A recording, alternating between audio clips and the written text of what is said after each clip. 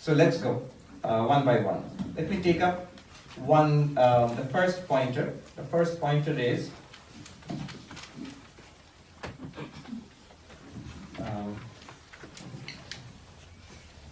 5 pointers. There are many more.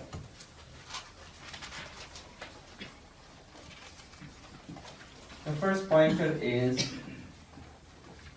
drishya. In English, seer and seen. Seer and seen. Seer and seen.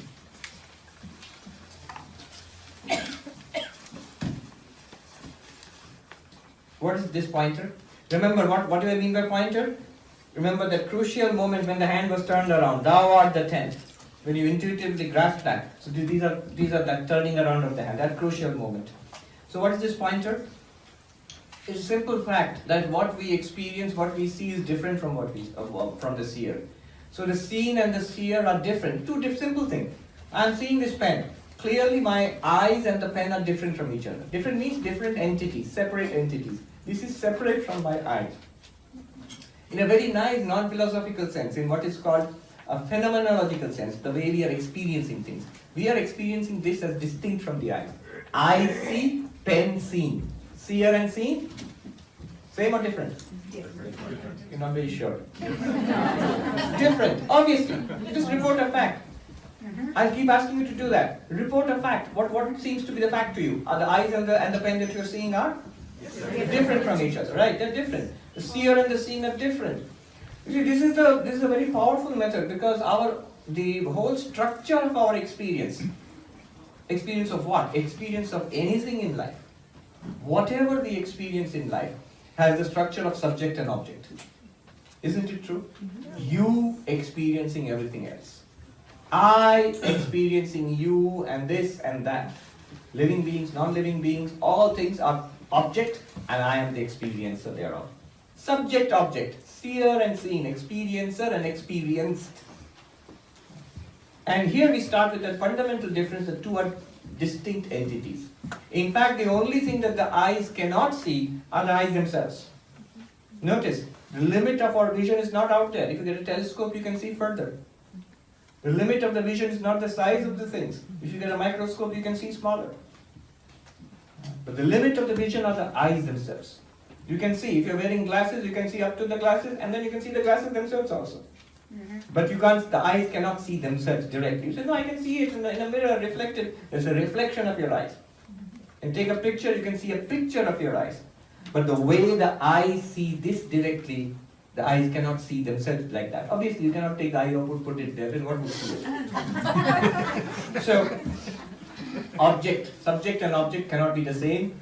Experience and an experience cannot be the same. The seer and the seen cannot be the same. Drishya.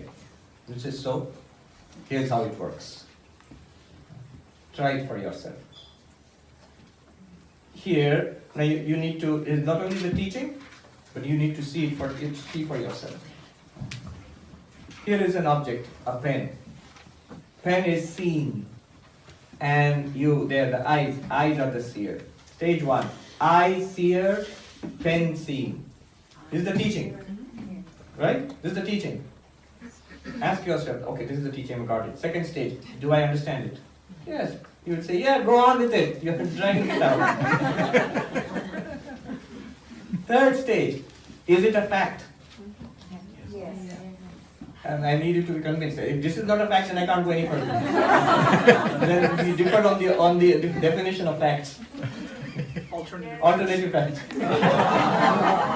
So, is it a fact? Yes. Would you normally consider it a fact? Yes. Yes, it's a fact.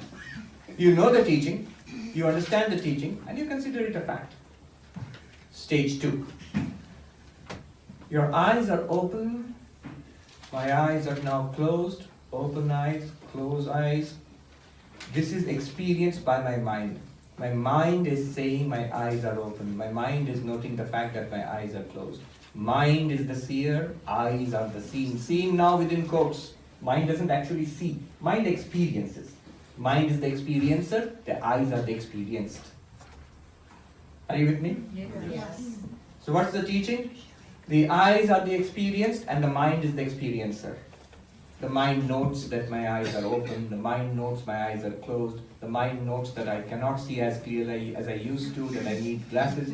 All these things my mind notes about my eyes. So now the eyes, which were the seer earlier, now they have become the seen, which were the subject earlier, in a very naive way. They are the object, and the mind is the subject. Understood? Yes. Note it for a fact. Open your eyes, close your eyes. This difference was noted by the mind. It was not noted by the eyes. Eyes closed, eyes open, this is something. Open eyes, closed eyes is something not seen by the eyes. It is something understood by the mind, cognized by the mind. It's a fact? Yes. Right. And now extend it. Not just the eyes, ears and nose and tongue and the skin, all the 5 sensory organs. They dump that data on the mind, and the mind cognizes them. You see the synergy with what the Swaمی was saying earlier, how the mind collects the data and sorts it out and filters it out. So, but here only one thing we need to take. Mind is the seer and the senses are the seen now. The senses are no longer the seer. Senses are the objects themselves. We are experiencing the senses themselves. Mind is the seer. I understand the teaching and I know it to be a fact. It's a fact. Now the mind and the senses are different. Is it not so? Yes. Just as the eyes and the pen were different, similarly the mind, whatever it is, I can feel it, thoughts. And the senses, the eyes, nose, ear, skin, tongue, they are different from the mind, obviously. They are all different from each other and they are different from the mind. They are different sense organs. So the seer and the seen are different. Go further back. Stage 3 now, deeper level. Think the thought, close the eyes, now think a thought. My eyes are closed. It's a fact, right? My eyes are closed. And I'm thinking this thought, my eyes are closed. This thought is in the mind, my eyes are closed. But note now, not only am I aware that my eyes are closed, the thought that my eyes are closed, but I'm also aware of the thought, my eyes are closed. My eyes are open. Here my eyes open, and my mind is thinking my eyes are open, but that thought in the mind is also, I'm experiencing it. When a flash of pleasure comes in the mind, I experience it. I feel flash of pleasure. When a burst of unhappiness comes in the mind, I experience that unhappiness. So the contents of the mind, which are about the body. See, the content of the mind is, my eyes are open. That's the content of the mind, that's a thought. My eyes are open is a thought. It's not in the eyes, it's in the mind. But that content of the mind also I'm aware of. What is aware of the contents of the mind? What is aware of the mind? That must be the seer of the mind. That which is aware of the thoughts in the mind, that which is aware of the pleasure and pain in the mind, that which is aware of the functioning of the memory and not functioning of the memory in the mind, that must be the witness of the mind, the experiencer of the mind. The seer and the seen are different. So if I am experiencing the mind, then I must be different from the mind. I must be different from the mind.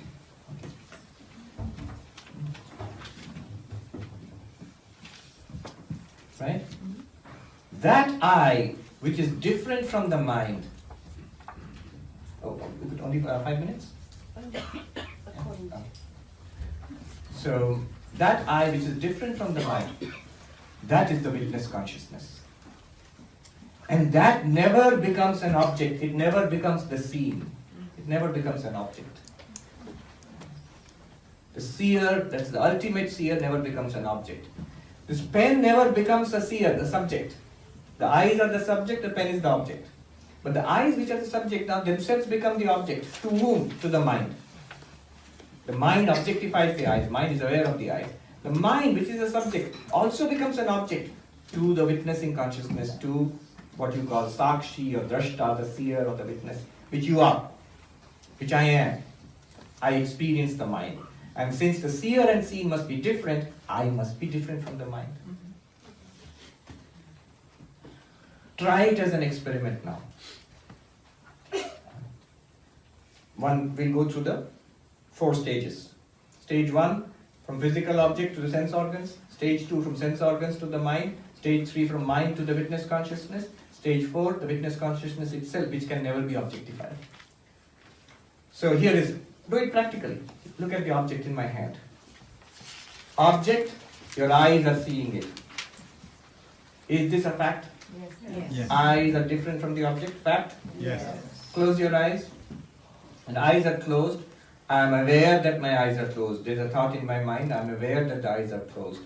So eyes are the object and my mind is the seer, the subject. Mind and eyes are different. Fact or theory? Fact. There's a thought in my mind. My eyes are closed. It's a thought. I am aware of the thought also. Clearly, am I not aware of the thought? Well, I am. I don't know about you. You're aware of the thought in your mind. Oh, my eyes are closed. You're aware of that thought too. Not only are you aware of the closed eyes, you're aware of the thought also. Yes. And that awareness of the thought is different from the thought. Different thoughts come and go. Same awareness is aware of them all. That awareness never becomes an object. You can never objectify that awareness. That is your real nature as the self. That consciousness apart from the mind, which is the ultimate subject, which is the ultimate seer. Because the eyes are not the ultimate seer. Now, right now, the eyes are the seer, and when you think about the eyes become the seen and the mind becomes the seer. Mind is not the ultimate seer. When the mind is, when you are thinking and the thoughts, you're aware of the thoughts, then the mind becomes an object. But the seer of the mind is the ultimate seer, because that can never become the seen. That seer I am, is it a fact? I'll hold you to it. Be careful of claiming it too fast. If it's a fact, then notice the consequences. You are not the mind. Why? Mind is the seen. You are the seer. Seer and seen cannot be the same. Body is the seen. You are the seer. Body and the seer and seen cannot be the same. You are not the body, not the mind. You are the witness of body and mind. And you cannot be the body and mind. This is taking you from the apparent self. What was the apparent self? I am body mind. To I am the consciousness in which I experience body mind. This is pointer number 1. If you can hold on to it as a fact, you will see there is no problem in the world which can touch it. Think about it.